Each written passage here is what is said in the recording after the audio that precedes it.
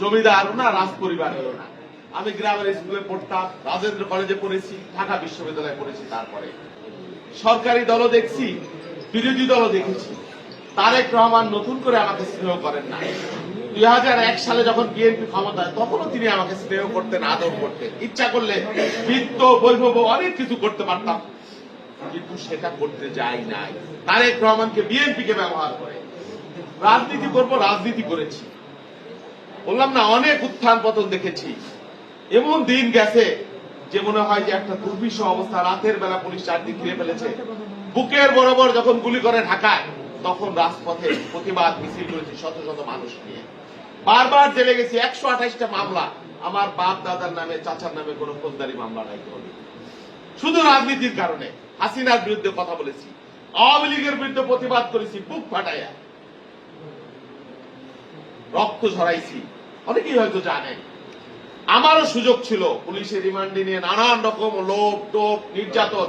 কি অমানবিক নির্যাতন, মানে এটা সহ্য করার মতো না। মানসিক নির্যাতন, তাদের নানান রকম কলা কৌশল, আর একদিকে নানান রকম প্রলোভন, লোভ, লালসা, এইগুলোও দেখে আসছি। জীবনের ঝুঁকি ছিল। আমার অনেক বন্ধু সহযোদ্ধা হারাই গেছে, গুম হয়ে গেছে। তার সন্তানদের বুকের দিকে তাকাইতে পারি না। সত্যি কি বেদনাদায়ক ব্যাপার। বাপের চোখ নষ্ট হয়ে গেছে তাকাই থাকতে থাকতে। মা সারা রাত ঘুমায় না, দরজা খুলে বন্ধ করে থাকে। ছেলে কখন আসবে, যদি ডাক দেয়, যদি ঘুমায় পড়ে। এরকম অনেক বেদনার ইতিহাস আমার আছে, আমি দেখেছি নিজের চোখে। আমি জানি। আমার নেতা আমাকে ডেকেছেন, বলেছেন যে আমি তো তোমাকেও চাই, এই সিট, এই সিট, এই প্রেক্ষাপট, এই কারণে যদি দেওয়া লাগে, তুমি সব জানো। তোমার তো আমি স্নেহ করি, সেটাও তুমি জানো। তো আমি চাই যে তুমিও আমার সাথে থাকো, নির্বাচন করো, তোমাকে আমরা চাই, আমাদের পরবর্তী টিম লাগে। আমি বলেছি, দেখেন আপনি আমার নেতা, আপনি আমাকে প্রোটেকশন না দিলে, স্নেহ না করলে আমি রাজনীতি করতে পারতাম না। আমি যেই জায়গা থেকে উঠে আসছি। তিনি বলছেন আমি তো তোমাকে স্নেহ করি, তুমি জানো। আমি বলি, আপনি আমাকে যে নির্দেশ দিবেন সেই নির্দেশ আমি পালন করবো। তবে এটা ঠিক, আপনি না চাইলে আমার নির্বাচন করবার প্রয়োজন নাই। আমি আপনার দলের 100 ভাগ অনুগত একজন কর্মী, এটা আপনি জানেন। আমাকে যদি বলেন যে পাহাড়ের দুর্গমে যায় বান্দরবনে তোমাকে নির্বাচন করতে হবে, আমি সেটাও চেষ্টা করব আপনার নির্দেশ বাস্তবায়নের জন্য। আমার জন্মস্থান যেখানে, এর পাশেই, আমি আবার দূরে থেকেও আসি, এই জেলারই মানুষ, এখানেই বড় হয়েছি। একদম আপনার হামিদের পাশেই আমাদের ইউনিয়ন, গ্রাম থেকে গেছি। তো আমার নেতা বললেন যে আমি তোমার জন্য এই জায়গাটা চাই, তুমি এখানে করো। আমি বললাম যেটা তো আবার আমার নতুন পরীক্ষা, একটা সংকটাপূর্ণ এলাকা, এত লড়াই করলাম, এত সংগ্রাম করলাম, হাসিনা পালাই গেছে, এখন একটা শান্তির মুখ দেখবো, আপনি আবার আমার এই কোন জায়গায় নিয়ে ফেলবেন। বললো যে আমি জানি তুমি এই চ্যালেঞ্জ পারবা, তোমার পর আমার আস্থা আছে, আমি তোমাকে দোয়া করলাম, তুমি যাও এখানে আল্লাহর নামে কাজ শুরু করো। আমি বলেছি আপনি নির্দেশ দিচ্ছেন, আলহামদুলিল্লাহ, আমি আমার চেষ্টাটাই আমি করব। বাকিটুকু তো আমার আল্লাহ রাব্বুল আলামিন যদি আমাকে সাহায্য করে, আর আপনি যদি আমার পাশে থাকেন, আমি বিশ্বাস করি যে আমি কামিয়াব হয়ে ফিরে আসবো।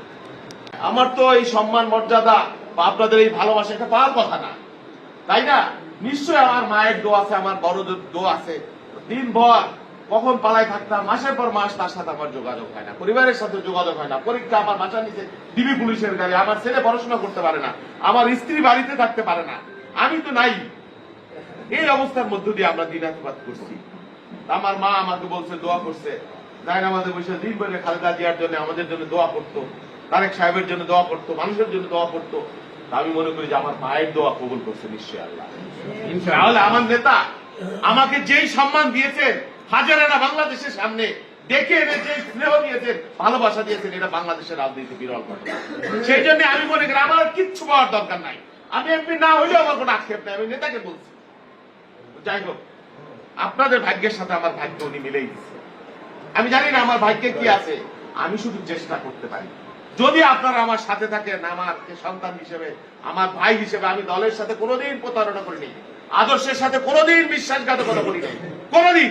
আমার নেতা জানেন, আমাকে বারবার উনি নানান ভাবে পরীক্ষা করেছেন, করি নাই। যদি দুর্বৃত্তায়ন করতাম, 1000 কোটি টাকার মালিক হইতে পারতাম, এক আগেও হইতে পারতাম, এখনো হইতে পারতাম। আমি মনে করেছি এগুলা কোনো স্থায়ী জিনিস না। আমাকে অনেকে হুমকি দেন, আমার কর্মীদের হুমকি দেন, আমার পোস্টার অনেকে ছিঁড়ে ফেলেন, যারা রাজনীতির রও করে না, এরকম মানুষও আছে। আমার বিরুদ্ধবাদী আওয়ামী লীগের লোকরা তো আছে, আমার দলেরও কেউ কেউ আছে, আবার দু একজন ভুই করে এসে দেশের জন্য, মানুষের জন্য, এই ফ্যাসিবাদ বিরোধী আন্দোলনে যার 4 পয়সা অবদান নাই, তারা এখন এমপি হয়ে যায় ষড়যন্ত্র আমাদের পোস্টার ছিঁড়ে। এত বড় স্পর্ধা এরশাদ বিরোধী আন্দোলনে আমাদের ভালোটাই শুধু দেখছেন। আমরা এত দুর্বল না। সারা বাংলাদেশ থেকে হাজার হাজার কর্মী এখানে নির্বাচন করে আসবার জন্য প্রস্তুত। ঢাকা বিশ্ববিদ্যালয়ে গুলির শব্দ শুনে ঘুমাইছি এরশাদের জামানায়, আবার গুলির শব্দ শুনে জায়গে উঠছি, সব দেখে আইছি। কত গুন্ডা, মাস্তান, সুপার গুন্ডা, টপ টেরর, এইগুলা বশ্যতা মানাইয়া তারপরে এখানে আইছি। রাজনীতি করে করে আসছি, সব পিঠ দেখছি, অনেক সংকট দেখছি, সংগ্রাম দেখছি। আমার কর্মীদের ভয় দেখান, আমাদের পোস্টার ছিলেন, পেছনে পেছনে উস্কানি দেন, সব সাহায্য করে 1 মিনিটের ব্যাপার। শেষ দেখব, শেষ দেখব। সেই জন্য আপনাদেরকে বলতেছি যে দয়া করে আল্লাহ রহমতে, আমি তারেক রহমানকে এটাও বলেছিলাম যে আল্লাহ যদি আপনাকে প্রধানমন্ত্রী বানায়, আমার তো আর কোনো কিছু হওয়ার দরকার নাই, আমি 3 এমপি সমান হয়ে যাবো আল্লাহ রহমতে। তো আল্লাহ, আমি জানি না আমার কি হবে। অনেকে আমাকে বলে, আমাকে ভয় দেখায় যে ভাঙ্গায় বিএনপির ভোট নাই, এটা নাই, ওটা নাই।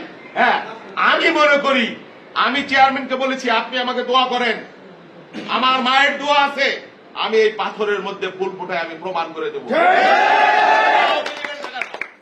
ভাঙ্গা আওয়ামী লীগের জায়গা না, এটা বিএনপির জায়গা।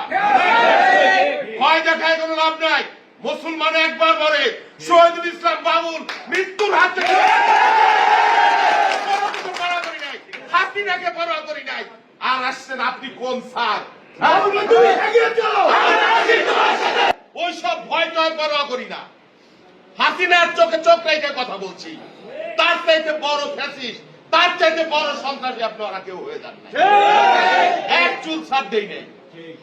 সুতরাং আমার কর্মীদেরকে রক্ত চক্ষু দেখাবেন, আমার ব্যানার পোস্টার ছিড়বেন আর শান্তিতে থাকবেন, এইটা মনে করবার কোনো কারণ নেই। আমাদের উদারতাকে, আমাদের ভদ্রতাকে দুর্বলতা মনে করলে বুকা স্বর্গে আছে। বক্তব্য পরিষ্কার, আমরা সন্ত্রাসী পছন্দ করি না, চাঁদাবাজি পছন্দ করি না। আমার জীবন খুঁজে পাবেন না, আমার রেকর্ডে পাবেন না অন্যায় ভাবে কারোকে রক্ত চক্ষু দেখাইতে একটা চট দিছি। যারা আমার সম্পর্কে জানেন না, গবেষণা করে দেখবেন যে শহীদুল ইসলাম বাবুল আদর্শের কারণে বা কোন লোভের কারণে কাউকে একটা রক্ত চক্ষু দেখাইছে, কাউকে করে একটা চট দিছে। দিতে পারি না তা তো না, দিতে পারি। নিজে রক্তাক্ত হয়েছে, আহত হয়েছি। অনেকে বলেছে মামলা করেন, আমি বললাম যে মাফ করে দিছি। আল্লাহ রাব্বুল আলামিন আছে, ফয়সালা তিনি করবেন, মাফ করে দিছি। আমাদের রাজনীতি, আমাদের দেশনেত্রী বেগম খালেদা জিয়া, তিনি আমাদের এটা শিখিয়েছেন, পালায়ে যায় নাই। আমার নেত্রী পালায় নাই কোনোদিন। একদিকে তার মৃত্যু আর অন্যদিকে হাসিনা। বেগম খালেদা জিয়া 111 তার সন্তানকে চিৎকার করো, একটা সন্তান থেকে তো নিয়েই গেছে, আল্লাহ রাব্বুল আলামিন হত্যা করা হয়েছে একরকম। আর এক সন্তান, তাদেরকে যে অত্যাচার করা হয়েছে, ভিডিও দেখানো হয়েছে খালেদা জিয়াকে, বলেছেন বাংলাদেশ ছেড়ে যাব না কোথাও, এই দেশে জন্মেছি, বাংলাদেশের প্রত্যেকটি মানুষ আমার সন্তান, এখান থেকে আমি বেছে নেব। আমাকে হত্যা করো, আমার ছেলেকে হত্যা করো, আমি এসব কিছু পরোয়া করি না। আমি বাংলাদেশ ছেড়ে কোথাও যাবো, বিদেশ আমার কোনো ঠিকানা নেই। একজন সাউপুনা খুঁজে পাবেন এখন ওই বংশের? একজন খুঁজে পাবেন? অনেক আগেই পালান, আবার পালাই না। আর এখন তুরাবাড়া পাহাড় থেকে বাড়ি ছাড়েন এক একজন। আমরা মৃত্যুকে সামনে রেখে ফিরে আসছি। হ্যাঁ, আসেন না আপনারা, অসুবিধা তো নাই, আসেন, পেশ করেন, আপনাদের মেরে ফেলবে না কেউ। এত ভয় কেন? কর্মীদের বিপদে রাইখা, নেতা কর্মীদের উস্কানি দিয়া বিপদে ফেলা নিজেরা নিরাপদে থাকবেন, হ্যাঁ, আর ডায়লগ দিবেন বড় বড়, হ্যাঁ, গোয়ার মধ্য থেকে, আর মানুষ সেটা পালন করবে, মান্য করবে? অত সহজ না। এই দিন না, দিন আরো সামনে বহুত আছে আল্লাহর রহমতে। পরিষ্কার। সেই জন্য বলি, আপনারা নতুন যারা এসেছেন, নতুন না, অনেকেই পুরাতন, আমি জানি। যারা আমার কাছে এসেছে প্রত্যেকে আমার কাছে সম্মানীয়, স্বাগত। আমি বক্তব্যে পরিষ্কার বলে দেই, আল্লাহর রহমতে বিএনপি যদি ক্ষমতায় যায়, আমি যদি এমপি নাও হই, আল্লাহর রহমতে আমি এখানকার রাজনীতি করবো, চলে যাবো, পালায় যাবো না, আপনাদের সাথে থাকবো। আমরা কাউকে অসম্মান করতে আসি নাই, কাউকে রাজনীতির কারণে কাউকে পুকুরে চুবাইতে চাই না, কাউকে গাছে উঠাইতে চাই না, মুরব্বীদের অসম্মান, কোন অশ্লীল খিস্তি কেউ গালাগালি এইগুলো আমার নেতা নেত্রীরা শিখে নাই, আমার পরিবার থেকে আমি শিখি নাই। আমি আপনাদের গ্যারান্টি দিলাম, রাজনীতির কারণে কেউ আওয়ামী লীগও যদি এখানে করেন, ভিন্ন মত করেন, আমার রাজনীতির কারণে কেউ আমার কাছ থেকে অসম্মানিত হবেন না, কেউ হবেন না। বক্তব্য পরিষ্কার, আপনারা আমার কাছে নিরাপদ। আল্লাহ রাব্বুল আলামিন আপনাদের সাহায্য করবেন, আমি উসিলা হিসেবে থাকবো, আমার দল আপনার পাশে থাকবো। ধর্ম, বর্ণ, দল, রাজনীতি সবকিছু আমি বলে দিলাম। আপনারা আইসেন না ধান্দা ফিকির ওরকম থাকবে, দরকার নাই আমার দরকার নেই আমার রাজনীতি করা, ওই রাজনীতি করি না, মানুষের উপর জুলুম করে। আপনাদের উপর যদি কেউ জুলুম করে আমি ঢাল হিসেবে থাকবো, কিন্তু আপনারা কারোর উপর জুলুম করার চিন্তা করেন না। আমরা সকলে মিলেমিশে আমরা এই ভাঙ্গাকে করব, একটা সম্প্রীতির ভাঙ্গা করব, একটা ভালোবাসার ভাঙ্গা করব, একটা মর্যাদার, একটা সম্মানের, একটা ভ্রাতৃত্বের এই ফরিদপুর 4 আসন আমরা করব। এটাই আজকের দিন আমার অঙ্গীকার।